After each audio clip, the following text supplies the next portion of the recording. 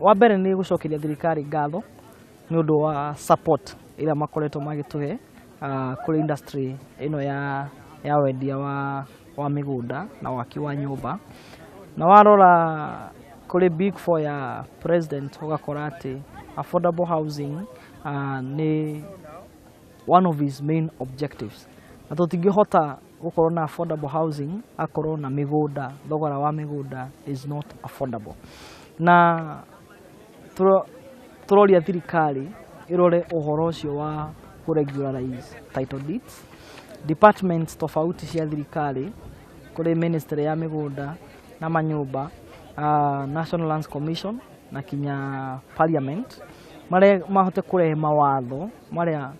mekuhotithia wira uyu uhuthe na wikike kwa ihenya.